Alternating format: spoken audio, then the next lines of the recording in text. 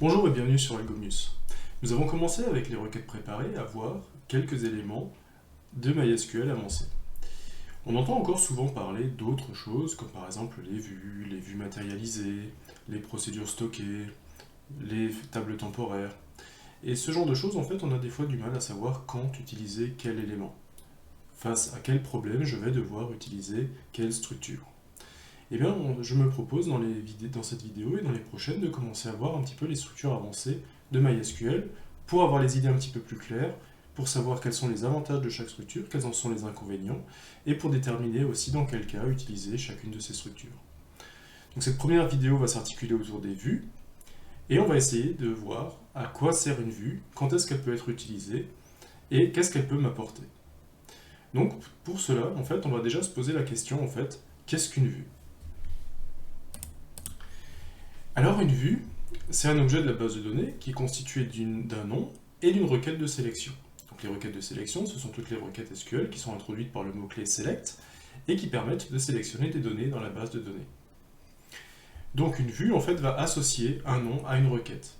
Donc comme on aurait pu imaginer une variable qui associe un nom à une valeur, c'est ce qu'on fait dans les langages de programmation, je mets 5 dans la variable A et quand je veux rappeler A, eh bien ce que j'attends en fait c'est de récupérer la valeur que j'ai mis dedans, 5.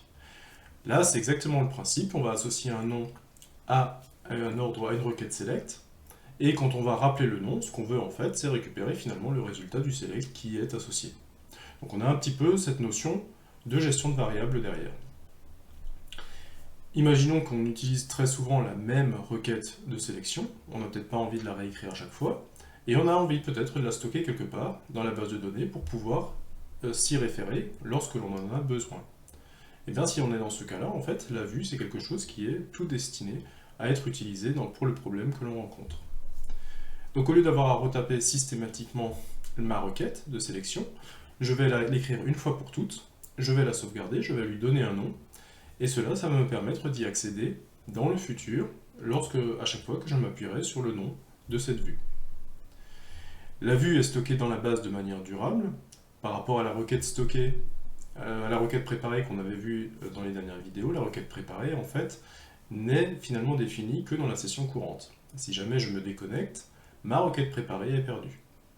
Là, sur la vue, on est sur quelque chose de plus durable, comme une table, comme un index, ou ce genre de choses. C'est vraiment être un objet durable. À partir du moment où je crée une vue, elle sera disponible jusqu'à ce qu'elle soit vraiment supprimée avec une commande spécifique.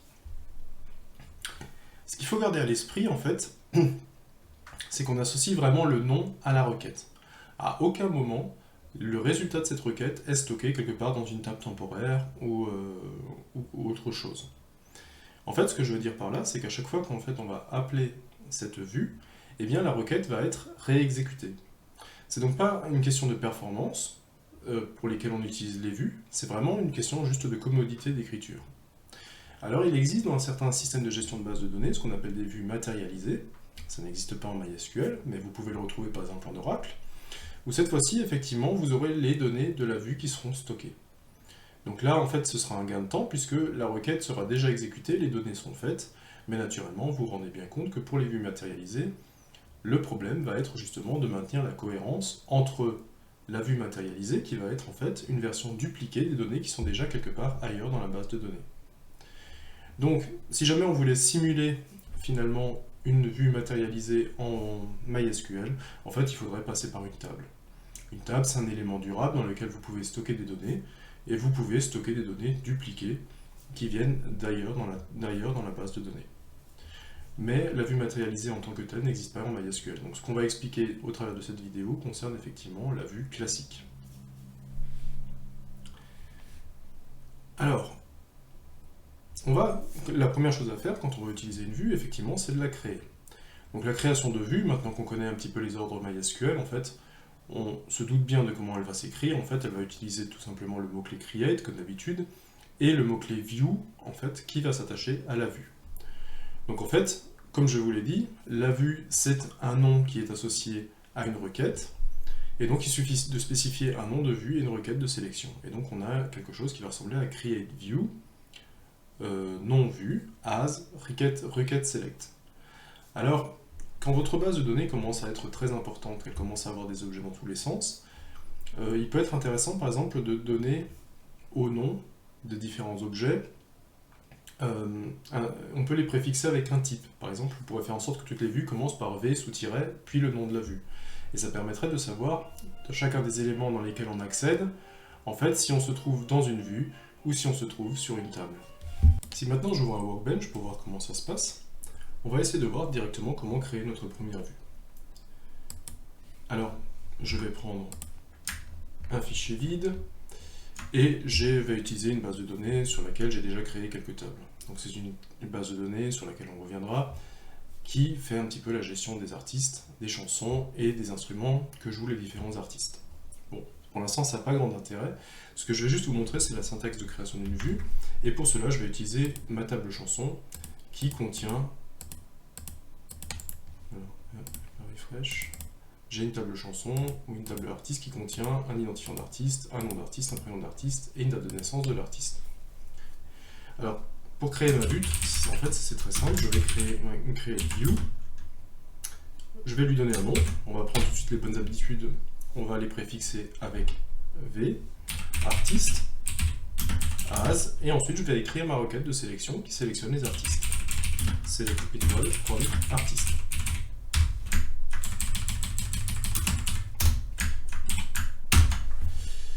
Voilà, maintenant ma vue est créée. Donc pour l'instant, je ne vois pas encore grand chose. Je vais retourner sur mon schéma artiste et je vais m'apercevoir que sous Workbench, par exemple, j'ai ma liste des tables et j'ai ma liste des vues. Et donc on peut s'apercevoir que ma vue V artiste, en fait, elle a été créée ici. Alors j'avais créé déjà d'autres vues avant, mais ma table vue artiste, en fait, elle a été créée ici. Et là, vous voyez qu'en fait, je retrouve finalement les colonnes qui se retrouvent dans ma table artiste. Ok. Donc elle est bien créée. Maintenant, je voudrais savoir comment je peux y accéder. Et bien en fait, une fois que la vue est créée, en fait, elle est créée dans la base de données. C'est-à-dire que jusqu'à ce qu'elle soit supprimée, elle va rester, même si je me déconnecte, si je quitte la session.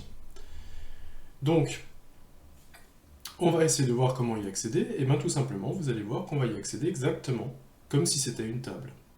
Maintenant que j'ai créé ma vue, je vais pouvoir y accéder en faisant un select étoile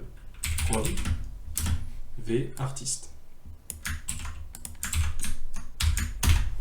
Et je vais récupérer naturellement le contenu de ma table artiste. La possibilité de passer par un select fait que je peux aussi filtrer justement les intitulés de colonnes. Donc même dans ma vue, je peux récupérer par exemple que le nom des artistes et ça va me filtrer le nom de mes différents artistes. Alors là, pour l'instant, c'est pas très intéressant ce que je viens de faire, puisque j'ai créé vraiment une vue qui était la copie conforme d'une table. Donc en fait, là, j'ai vraiment aucun gain. On va voir dans quel cas, en fait, la vue commence à être intéressante. Donc vous voyez que par convention, j'ai créé ma vue, je l'ai préfixée avec V. Ça, encore une fois, c'est pour le jour où vous avez énormément d'éléments dans votre base de données, vous sachiez de nouveau sur quoi se basent les requêtes. Est-ce que mes requêtes se basent sur une table, est-ce qu'elles se basent sur une vue, ou ainsi de suite. Donc ça permet rapidement de savoir sur quelle structure de données on travaille.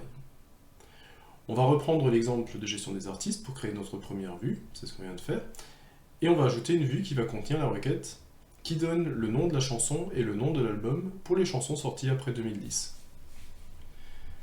Donc, comment ça va se passer? Tout simplement, je vous présente le modèle conceptuel des données de la base de données artiste.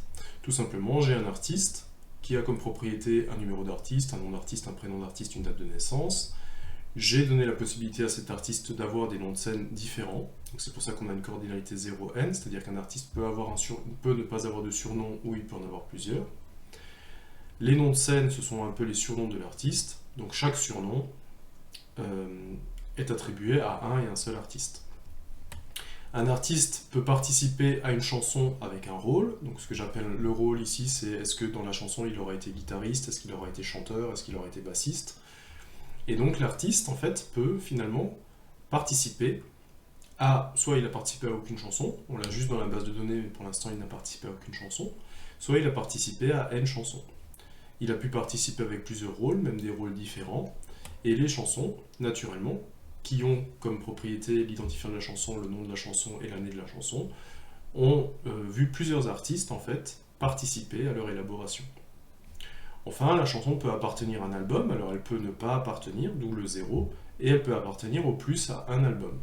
Et un album, qui est identifié par son identifiant d'album et qui a un nom, eh bien lui, il a au moins une chanson dessus normalement, sinon il n'y aurait normalement pas de raison d'avoir un album, et il peut contenir aussi plusieurs chansons, d'où la cardinalité 1n. Voilà le schéma sur lequel nous allons travailler. Et donc, nous ce qu'on aimerait faire, c'est créer une requête qui donne le nom de la chanson et le nom de l'album pour les chansons sorties après 2010. Ok, donc là on va déjà voir que si je veux le nom de la chanson qui se trouve dans la table chanson et le nom de l'album qui se trouve dans la table album, déjà il va me falloir une jointure. Et donc on va déjà commencer par écrire cette requête. Alors je vais reprendre mon workbench. Et je vais récupérer les informations de ma table chanson. Donc pour l'instant, j'ai rien dans ma table chanson. Donc on va essayer de relancer tout ça. Je vais essayer de recréer ma table.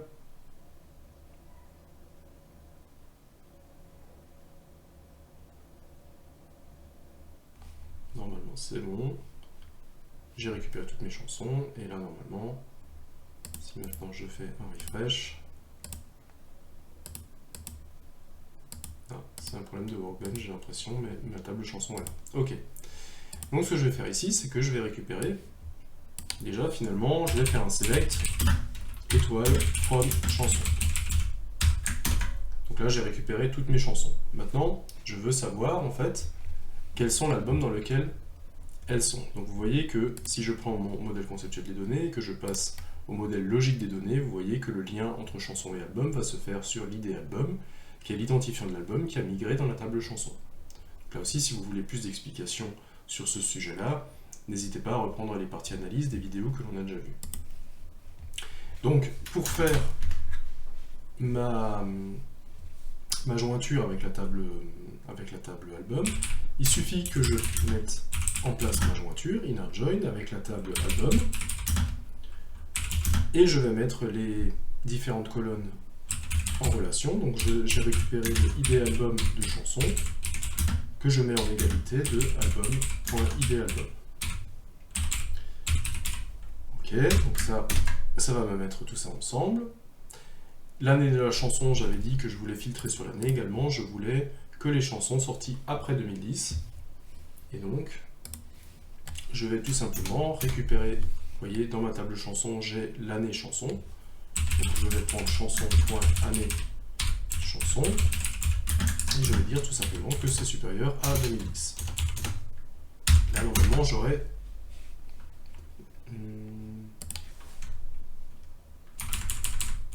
Ah, j'ai oublié le where. Oui. Voilà. Et donc j'ai récupéré 3 chansons qui sont les 3 chansons qui sont apparues après 2010. Ok. Donc maintenant j'ai écrit ma fonction, elle fonctionne, j'ai bien une jointure. Et ce que je vais faire en fait, c'est que maintenant je vais tout simplement réutiliser ce select là et je vais faire une create view. Je vais l'appeler v quelque chose. Je vais l'appeler par exemple chanson album. Voilà. J'oublie pas le as. J'exécute ma requête. Ah, donc il me dit que j'ai un duplicate name id album. C'est normal puisqu'en fait je l'ai exactement sur la chanson et sur l'album. Et ça en fait, de toute façon j'avais dit que je voulais contenir la requête qui donne le nom de la chanson et le nom de l'album. Donc le nom de la chanson et le nom de l'album. On va juste reprendre rapidement le select. Le nom de la chanson, eh bien c'est la colonne nom chanson. Et le nom de l'album, c'est la colonne nom album. Parce qu'effectivement, ce qui ne supporte pas le problème, ce qui ne supporte pas dans la vue, c'est que quand j'ai fait ma jointure, id album, eh bien en fait l'id album, la colonne, ça est dans la chanson et elle est aussi dans l'album, puisque c'est la colonne qui permet justement, c'est la clé étrangère de l'album qui permet de faire le lien entre la chanson et l'album. Donc la vue, lui, elle ne permet pas d'avoir deux colonnes qui ont le même nom. Donc si vous voulez régler ce genre de problème, eh bien en fait il faudrait mettre un alias sur les deux colonnes, ou au moins sur une des deux. Donc cette fois-ci je vais créer ma vue. Ok.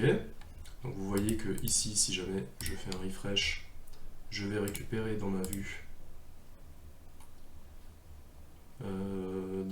je vais récupérer, voilà, la vue que j'ai créée. Et maintenant, en fait, si je fais un select étoile from et que je reprends le nom de ma vue, et bien tout simplement, je vais systématiquement avoir le résultat de ma requête dedans. Donc en fait, je ne serai plus obligé de retaper à chaque fois toute la requête lorsque j'aurai besoin seulement de récupérer les informations de cette jointure. Et des fois, quand on fait des jointures un petit peu compliquées sur 3-4 tables, ça peut être intéressant finalement de stocker cette requête quelque part pour pouvoir la réutiliser beaucoup plus facilement dans le futur, sachant qu'elle sera toujours dans la base de données jusqu'à ce qu'elle soit supprimée. Bon, donc cette requête fonctionne, on a vu que graphiquement elle était en place, et ce qui peut être intéressant aussi, c'est que vous avez une commande dans MySQL qui vous permet de voir toutes les tables de la base de données, qui s'appelle Show Tables, et vous voyez en fait que les vues que j'ai rajoutées, que ce soit la vue artiste ou la vue chanson album que je viens d'ajouter ici, en fait se retrouvent finalement comme des tables. En fait, MySQL considère les vues comme des tables, malgré que le fait que ce soit juste des noms de variables qui soient associés à des requêtes de sélection. Alors qu'est-ce que ça veut dire? Eh bien ça veut dire tout simplement que je peux les utiliser comme des tables. Vous avez vu ici que je pouvais faire un select étoile, on a vu que je pouvais filtrer également pour avoir seulement le nom de l'album, donc il faut effectivement que la colonne soit dans la vue, mais là je pourrais filtrer pour avoir que le nom d'album. Je pourrais faire un order by dessus, je pourrais faire un group by dessus, et ainsi de suite. Donc ça veut dire que la vue que j'ai créée, je peux finalement m'en servir comme d'une table. Et ça c'est très intéressant, puisque en fait on a déjà vu énormément de propriétés des tables en base de données, et bien en fait la majorité des propriétés vues sur les tables en fait s'appliquent également aux vues. Donc on va aller voir un petit peu plus loin ce qu'on peut encore faire avec ces vues. Donc on a vu qu'on pouvait effectivement consulter une vue exactement comme on consulte une table, ce qui finalement n'est pas choquant, puisqu'on s'est aperçu que les vues étaient également les résultats de la commande showTable. Et pour accéder aux colonnes de la vue, on peut commencer par lister ces colonnes. Et là on a la commande describe, qui permet justement de vérifier comment est constituée ma vue. Si je fais un describe de la vue que je viens de créer, ici,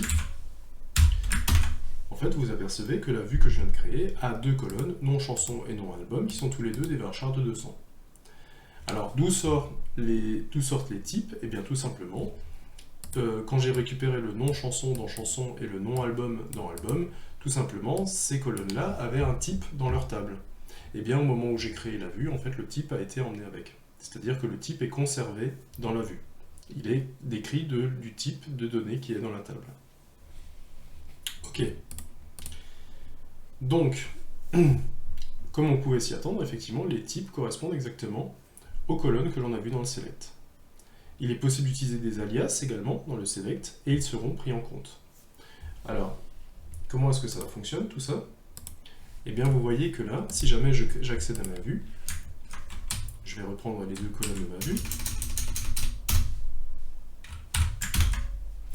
Tout simplement, je vais avoir nom chanson, nom album. Si ça, ces noms de colonnes ne m'arrangent pas dans ma vue, je peux naturellement les renommer. Alors, je vais recréer ma vue. Je vais faire un create or replace, c'est-à-dire que si ma vue n'existe pas, je vais la créer. Si elle existe déjà, je vais la remplacer. Et là, je vais tout simplement remplacer ça par chanson. Et là, je vais le remplacer par album. Voilà. Et là, cette fois-ci, si je fais de nouveau un select sur ma vue, je vais m'apercevoir maintenant que j'ai les alias en tête de colonne. Donc là aussi, ça permet, si vous avez besoin de certaines informations pour un traitement bien défini, en fait, vous pouvez renommer les colonnes pour qu'elles soient plus parlantes dans le traitement que vous essayez de mettre en place. Donc on a vu qu'on pouvait consulter une vue, on a aussi la possibilité de changer les intitulés de colonnes au moment de la création de la vue, directement dans la vue. C'est en fait une alternative à ce que l'on vient de voir avec les alias, c'est qu'il est possible de spécifier les noms de colonnes que vous avez besoin d'avoir dans votre vue. Alors si je veux faire quelque chose de vraiment équivalent, je vais laisser la vue telle qu'elle est ici, et si je veux faire quelque chose d'assez équivalent, je peux en fait faire en sorte de mettre toutes mes colonnes directement à la suite du nom de ma vue. C'est-à-dire que je vais créer ici une vue qui va contenir la chanson et l'album. Et je vais enlever les alias ici. C'est en fait une autre façon de mettre des alias en place. Et je vais lancer ma requête ici. Et vous voyez que cette fois-ci, encore une fois, j'ai récupéré en tête de colonne chanson et album. Donc c'est une autre façon de faire des alias. Alors la différence, c'est que les alias, vous pouvez en mettre sur certaines colonnes et pas forcément sur tous. Si vous commencez à mettre des intitulés de colonnes juste après le nom de la vue, ben, vous serez obligé de mettre en fait un nom pour chacun. Il faudra que la liste ici ait le même nombre d'éléments qu'il y a d'éléments dans le select. Alors naturellement, il n'y a pas seulement le nombre d'éléments, il y a aussi l'ordre des colonnes. Il faut vraiment que vous respectiez l'ordre des colonnes entre les colonnes que vous donnez après le nom de ma vue et le nom de colonne, le nombre de colonnes qui soit aussi donné par le select. Et il faut que la colonne 1 corresponde bien au nom 1, la colonne 2 au nom 2, il y a une question d'ordre aussi à respecter. Donc avec la commande describe, on va voir que les colonnes ont bien été renommées. On vient de le voir avec le select, mais on peut le confirmer avec le describe. Vous voyez que cette fois-ci, j'ai deux colonnes qui s'appellent chanson et album, qui sont tous les deux de type varchar 200. Le type, lui, par contre, a toujours été ramené de la définition qu'il y avait dans la table. Donc au final, on peut mettre n'importe quel select dans une vue, à part quelques exceptions. Naturellement, sinon c'est pas drôle, il y a toujours quelques exceptions. Donc on n'a pas le droit de faire des selects qui contiennent une sous-requête dans la clause from. Alors, comment est-ce que ça fonctionne? Tout simplement, c'est quelque chose que j'utilise pas forcément beaucoup, même si je sais que ça existe. Ce qu'on aurait le droit de faire, par exemple, c'est d'utiliser le résultat d'un select comme une table. Par exemple, je vais vous montrer. On pourrait faire, si je fais un select étoile from chanson, voilà, par exemple, et je pourrais mettre une clause where année égale 2006. Voilà, donc j'aurai toutes les chansons qui sont sorties en 2006. Voilà, c'est année chanson la colonne. Where année chanson égale 2006 et j'aurai toutes les chansons de 2006. Et bien en fait, vous voyez que le résultat de ma requête, ça ressemble de nouveau étrangement à une table. Et bien tout simplement, c'est parce que je pourrais mettre cette requête entre colonnes, ici, et je pourrais écrire un select étoile from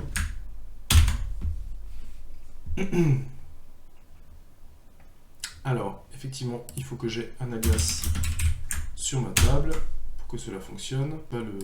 Effectivement, c'est ici que doit se placer l'alias, pas au niveau de la chanson. Et donc là, je peux faire un select étoile from chanson et vous voyez que j'ai de nouveau les chansons de 2006.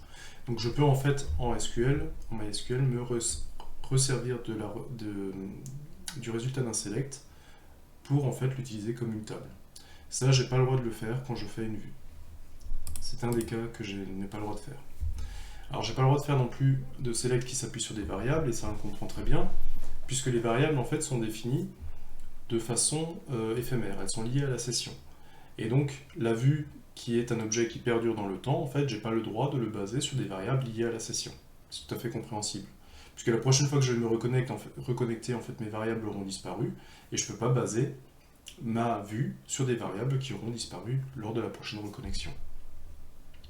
Alors, autre chose, mais qui paraît assez naturelle finalement, c'est qu'il faut que les tables existent au moment où la vue est créée. Puisque la vue, elle va vérifier effectivement que les tables existent et qu'elle puisse bien faire la sélection dessus au moment de la création. Par contre, en fait, il n'y a aucun souci avec les clauses where, les group by, les fonctions scalaires d'agrégation, les jointures, tout ça, on peut l'utiliser dans les vues exactement comme on l'utilise dans une clause select. À partir du moment où votre requête select fonctionne, eh bien, elle peut devenir le résultat d'une vue. Vous avez vu comment on a construit finalement un select tout à l'heure avec une jointure, et comment est-ce qu'on est arrivé à l'intégrer dans une vue pour ensuite ne pas avoir à retaper systématiquement cette jointure.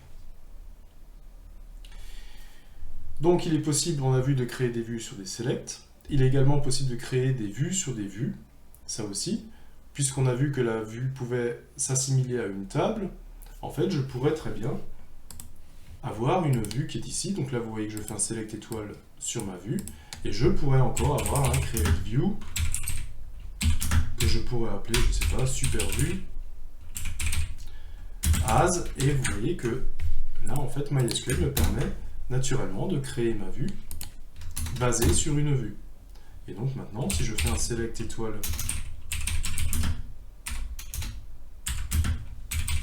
from ma super vue, en fait, vous voyez que je vais avoir exactement la même chose dedans que j'avais déjà dans mon ancienne vue. Donc on peut effectivement faire une requête sur une vue. On a vu qu'il était possible de faire des vues sur une jointure, mais ces jointures peuvent par exemple être faites aussi également entre une table et une vue. Je pourrais très bien avoir une jointure entre une table et une vue, dont le résultat serait de nouveau une vue. Et donc en fait, on a énormément de possibilités que nous offre la vue. Il faut garder aussi à l'esprit par contre que la requête select est figée au moment de la création de la vue.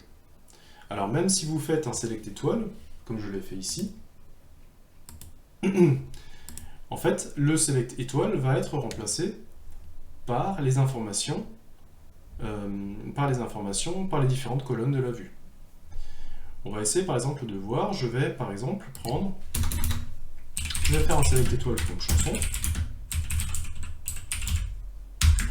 et on va voir que là j'ai 4 colonnes, l'identifiant de la chanson, le nom de la chanson, l'année de sortie et l'idée de l'album. Ok, je vais créer une vue dessus. Est-ce que j'ai déjà créé une vue dessus? Ouais, je vais faire un create or replace de v chanson, as, et je vais créer en fait ma vue create or replace sur v chansons as, hop.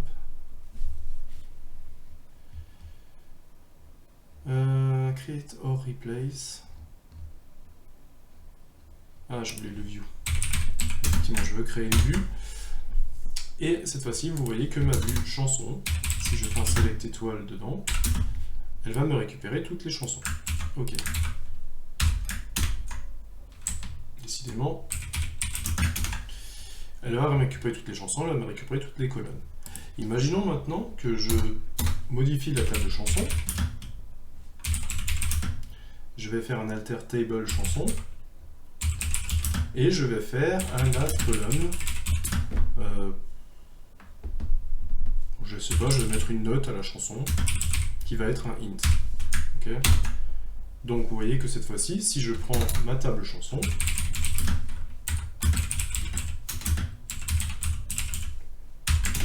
vous voyez que cette fois-ci j'ai ma note qui est à nul. Mais si je fais un select étoile de ma vue que j'ai créé sur la table chanson, vous allez voir que cette note n'existe pas. Tout simplement parce qu'elle n'existait pas au moment de la création de la vue. Même si je l'ai créé la vue avec select étoile from chanson, en fait le étoile a été remplacé par toutes les intitulés de colonnes qui étaient là à ce moment-là. Donc là vous voyez que l'utilisation de la vue ne pose pas de problème parce que j'ai ajouté une colonne. En fait l'utilisation de la vue va poser problème si jamais je supprime une colonne qui se trouve dans la vue. Si j'avais supprimé la colonne non chanson ou la colonne année chanson, là j'aurais eu effectivement un problème. Puisque ma vue n'aurait plus fonctionné, elle aurait dit qu'en fait il y a une colonne sur laquelle elle s'appuie qui n'existe plus. Donc attention, la vue c'est pas quelque chose de dynamique. Alors, on a vu que dans la vue on pouvait faire des sélections, on pouvait avoir une clause where, et on peut utiliser toutes les actions propres au select. On peut avoir des where, on peut avoir des group by, on peut avoir des sélections de colonnes, on peut avoir des having, des choses comme ça. Et si la requête est liée à la vue est triée, order by, vous pouvez la trier autrement en rajoutant un order by lors de la sélection de la vue. Effectivement, c'est le order by de la sélection de la vue qui va primer. Alors qu'est-ce que je veux dire par là? Eh bien, imaginons par exemple que je veux créer ma vue chanson, que je veux toujours la récupérer sur select étoile from chanson, et je veux en fait les ordonner par le nom de la chanson, par ordre alphabétique. Donc, je fais un select étoile from chanson, order by nom chanson, et tout ça, j'en fais une vue que j'appelle v chanson. Voilà. Donc, si je regarde ce qu'il y a dans v chansons, vous voyez que j'ai effectivement toutes les chansons qui sont triées cette fois-ci par nom. Mais si je fais un select étoile v chanson et que je rajoute une clause order by, pour trier par exemple maintenant par année chanson, et bien vous allez voir que le order by de ma sélection sur la vue en fait a pris le dessus sur le order by qui se trouvait déjà dans la vue. Cette fois-ci vous voyez que mes chansons sont triées par année. Donc c'est toujours en fait le dernier where ou le dernier order en fait qui va compter et qui va s'imposer sur tous les autres. Alors pour un peu de pratique, on va essayer de créer une vue qui contient une jointure entre chanson et album et qui porte sur les colonnes, ça on l'a déjà fait. Album, non-album, album ID chanson, chanson non-album, ça c'est quelque chose qu'on a déjà fait. On avait vu une sélection aussi pour voir si tout était ok et on a donné la liste des chansons. Donc ça, c'était bon. Maintenant qu'on a une vue, on va essayer de la modifier. Alors on a déjà parlé un petit peu de la modification, on avait déjà vu le Create or Replace, qui est quelque chose qui peut être très intéressant, puisque le Create or Replace permet justement de créer la vue si jamais elle n'existe pas, ou de la remplacer si elle existe déjà. Et donc dans les deux cas, elle ne provoquera aucune erreur.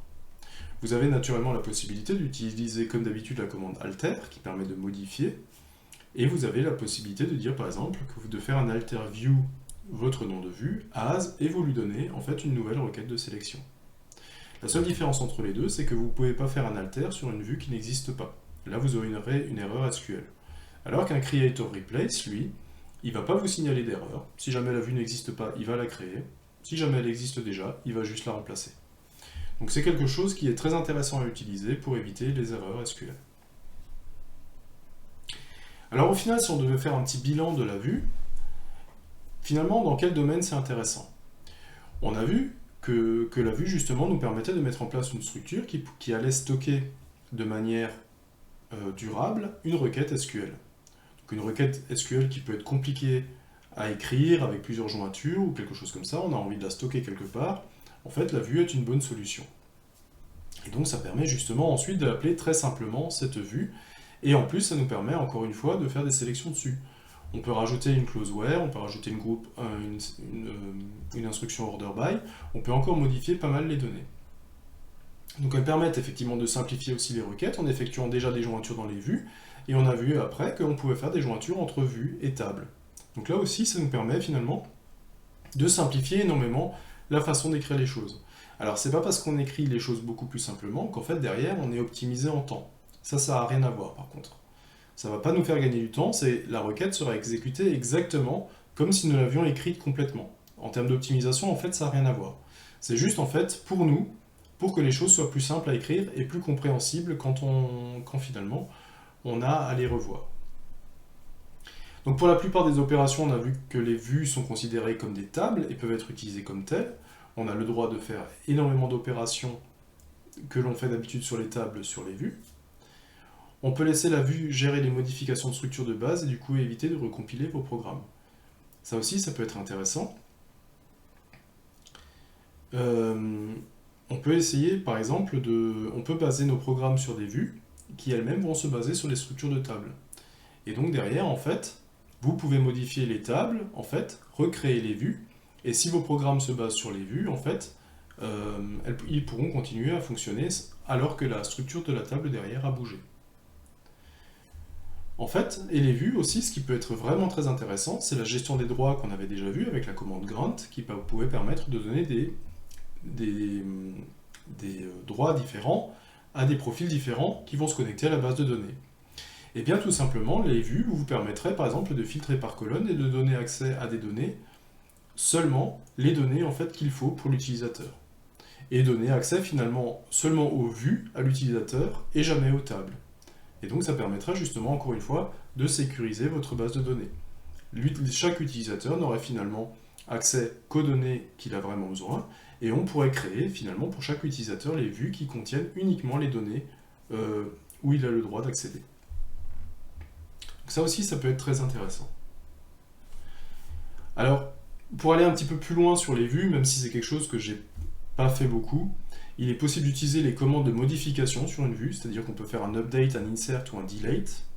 Mais en fait, on va voir qu'il y a quelques restrictions sur ce cas-là en particulier, qui fait que finalement, c'est pas quelque chose qu'on utilise beaucoup. Donc dans le cas d'une vue contenant des jointures, il n'est pas possible de modifier un update, par exemple, des colonnes venant de plusieurs tables dans la même requête. Et ça, on comprend très bien, parce qu'en fait, derrière, ce qui va se passer, c'est que l'update de notre vue va en fait être transformé en un ordre update sur une des tables qui est utilisée. Et en fait, on ne va pas pouvoir multiplier les updates de la table. Donc vous avez le droit de faire un update sur des colonnes d'une vue, mais il faut que ces colonnes appartiennent à la même table pour que derrière, il n'y a qu'un seul ordre update qui soit généré. Donc il est possible également d'insérer des données au travers d'une vue, mais il faut respecter l'intégrité de la base, donc c'est-à-dire respecter bien les contraintes de clé par exemple. Les champs notes nulles doivent être renseignés ou avoir une valeur par défaut. Ça, il faut en tenir compte au moment de l'insertion, sinon vous allez avoir une erreur SQL. Les identifiants doivent être stipulés ou en auto-incrément. Donc là aussi, c'est exactement le même principe que quand vous faites un insert d'une nouvelle ligne dans une table. Donc là, il n'y a pas vraiment beaucoup de différence. Et l'insertion, comme la mise à jour, doit se faire sur une seule table. Si vous avez une vue qui porte sur une jointure de plusieurs tables, de 2, 3, 4 tables, eh bien en fait, il faut que l'insert se fasse uniquement sur les colonnes de la même table. Puisque derrière, encore une fois, MySQL va essayer de générer une instruction de insert ou une instruction de update, et il va en générer qu'une seule, et donc il faut que toutes les informations soient dans la même table.